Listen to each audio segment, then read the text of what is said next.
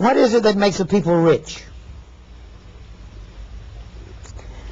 What is it that makes a people economically sound and powerful? It is business and industry.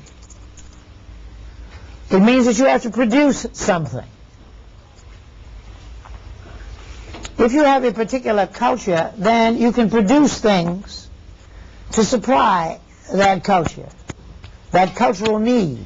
If you have a holiday, such as St. Patrick's Day, the Irish people make a great deal of money on St. Patrick's Day because they have factories and businesses which produce green flowers and green hats, and they produce all kinds of special drinks for that holiday. And so a holiday then means that this is a time when your people can produce something that you need, something that you are going to wear. If you are going to celebrate Memorial Day, and you are going to celebrate all of your ancestors who are buried in Africa, and you do have ancestors who are buried in Africa, wouldn't you think? You do have ancestors, because you didn't just start in the cotton fields of America as a race of people. We didn't just come out of the ground in Georgia, Alabama, South Carolina, or Virginia. We came from someplace, and we had, obviously, parents there. Many children were on the slave ships. Many children your age were captured, you know. You saw Roots, And that boy was about your age. And so there were many, many children on those ships coming over here, and they had parents. In some cases, their parents were with them in other sections of the ship, because whole towns were captured over there. It was a terrible time.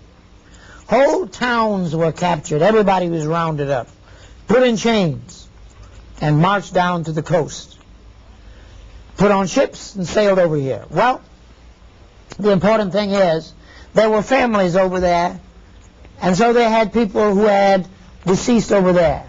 And so you have ancestors. And so what you do, what every people do, is to call on their ancestors from very ancient times. And when you call on your ancestors every Memorial Day, you do a little ceremony, you go to the cemetery, you put a flag there, and then maybe after that you go on a picnic and you eat. But it's all done in the name of your ancestors. What we do at the African village, we do that in an African form. That's only natural, because we're people who've come from Africa. Our ancestors came from Africa. The Chinese and the Japanese will celebrate Memorial Day by celebrating Chinese ancestors, their ancestors who are buried in China, or the ancestors who are buried in Japan. We have to celebrate our ancestors who are buried here, or rather over there in Africa. And so how do we do that? There is the problem. How do you do it? What do you do? And if you don't know, and if your leaders cannot teach you, if they cannot show you and demonstrate on television what you do, if they cannot declare that this is the great celebration of our ancient ancestors, and you will now put a bowl of water there, and you will light a special lamp for your ancestors, well, you will not know what to do. But if you do celebrate your ancestors, and you dress in African clothes on that day, that means that if there are 60 million African Americans in the United States, more than 60 million garments would have to be made if everybody's wearing African clothes on that Memorial Day, And that's how you get an industry. You produce the things that you need for your special days. Your special days are the days in which you celebrate yourself. What day do we celebrate being African? The Chinese have their New Year, and they celebrate being Chinese on that day. They begin every year by celebrating being Chinese. And the Jewish people, who have, of course, their New Year, the Jewish New Year, they also celebrate being Jewish. When do you celebrate being African? And so we then will have to establish those days, No one's going to do that for you. The leadership of the Japanese announced to the Japanese when the Japanese New Year or the Japanese festival is going to take place. And same thing among the Jewish people. The African New Year takes place on the 21st of March. 21st and 22nd and 23rd is 3-day celebration. And so that becomes one of the first things which you should know. Be prepared on that day to put on your African attire. Be prepared on that day then to celebrate your African name.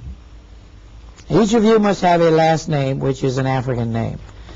And before we leave here, hopefully sometime today, every one of you should have an African name. You should have an African name. And we see that our director is telling us to wind it up. But the important thing is that you are going to have something that by the end of this 10-year period, you will be strong, you will be economically sound. You will not just grow up and look for a job, you will grow up to go into business. Sure.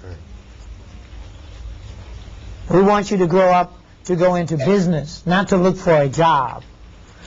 That means you're ready to do something for someone else. And so in that 10-point program, which hopefully we're going to get a chance again to talk to you about it, we have something that we want you to do. But first we want you to have an African name. We want you to prepare to wear on March the 21st, 22nd, and 23rd African attire. We want you at Memorial Day to be prepared to celebrate an African worship of the ancient ancestors. Same way the Chinese people do, the Japanese people do, the Korean people do, the English people do, believe it or not. The Irish people do.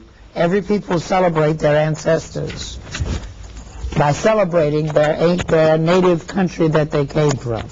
We're going to also give you a nationality. And if you got a paper and pencil, write down Yoruba. Y-O-R-U-B-A. We've studied the Yoruba people, and we found that they lived in big cities just like you do here, so that their culture can be easily transported over here. On that note, we have to conclude. I think they would like, before we wrap it up, Mm-hmm. if you could share.